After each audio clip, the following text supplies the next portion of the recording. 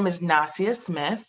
My pronouns are she, her, hers, and I'm a clinical counselor at Lasell University's Counseling Center. And my name is Janna Garcia. My pronouns are the she series, and I am a clinical counselor here at the Counseling Center with Nasya and others. Hello, my name is Michael Wu, and I am the Lasell Vote Student Chair and a founding member of LU Listens, which is a political viewpoint diversity initiative on campus. We have a long break coming up in this unique election season. So many of you may find that you'll be interacting with people that have differing political views from you. So we wanted to kind of talk about some strategies on how to manage some of those differences.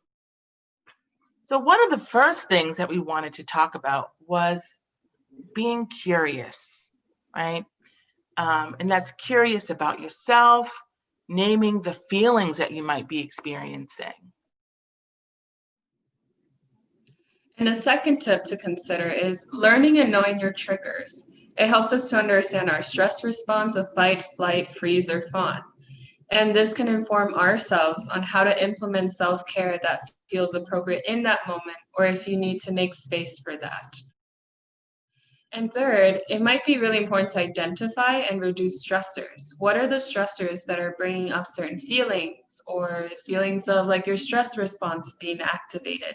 By checking in with yourselves about your level of energy and bandwidth, you can then decide how to best proceed forward for you and even for others as well. I love that. So we want to talk about kind of 5 ways to have a respectful dialogue. If you're initiating the conversation, ask the other person if they're interested in hearing your opinion first. So this kind of helps us to continue that idea of being curious. Talking about the reason behind your opinion and beliefs by sharing meaningful stories and using I statements.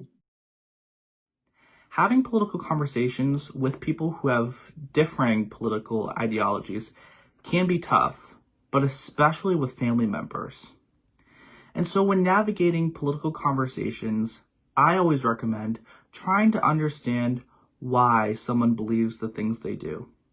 Oftentimes, with people who have different political ideologies, finding out the why behind their perspective can be so helpful and fruitful to provide a very understanding conversation from both sides. We are very impassioned folks, and especially when emotions are driven into a conversation, it can lead to the best of us, and things can be said and can get heated really quickly. So, in order to have a constructive conversation surrounding politics, I always recommend asking why. That is so helpful in the entire conversation. Remember, the other person has the right to their own opinions and beliefs. So make sure that you validate those of the other person. This is an opportunity for validation, even if you disagree with them. So you could say something like, you know, the right to vote is very important to you. I can tell that you're really committed to your political party. I see some political issues and candidates differently. Validating while also stating your needs. Right, that's really great, Nasya. And that kind of gives way to acceptance, right? And that accepting that you might not likely change their point of view or beliefs. This is not a debate, it's rather a dialogue that you're having to better understand and seek to understand. Great. And also, hey, listen, sometimes in these conversations, the emotions can get kind of high. So we can also respectfully end the conversation. And you could say, thank you for talking to me about this. I need to take a break from politics right now. You're allowed to take a break. And by saying thank you, it also helps to validate the conversation.